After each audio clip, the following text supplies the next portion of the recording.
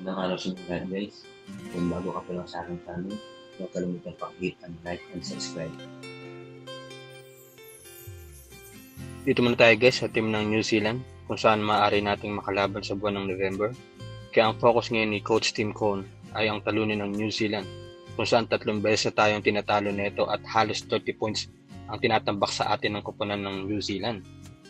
Dahil nga sa tiwala ni Coach Tim Cohn sa ating mga player at sa kanyang mga sistema, gusto niyang patunayan na hindi pang rank 37 ang Pinas pagdating sa larangan ng basketball.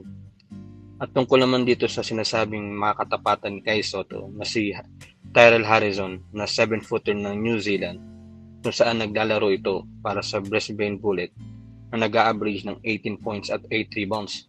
Although hindi masyadong maganda ang performance niya sa NBL dahil na nga rin sa hindi nabibigyan ng playing time.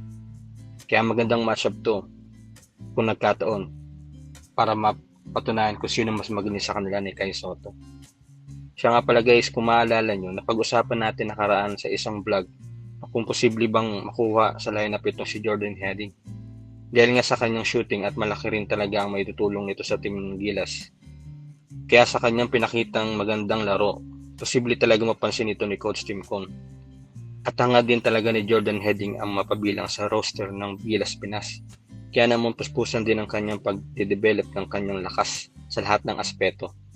Mapadepensa, mapadribblings, at ang kanyang shooting ability.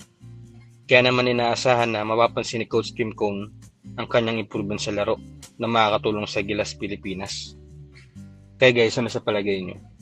Posible ba talaga mapasama sa lineup tong si Jordan Heading?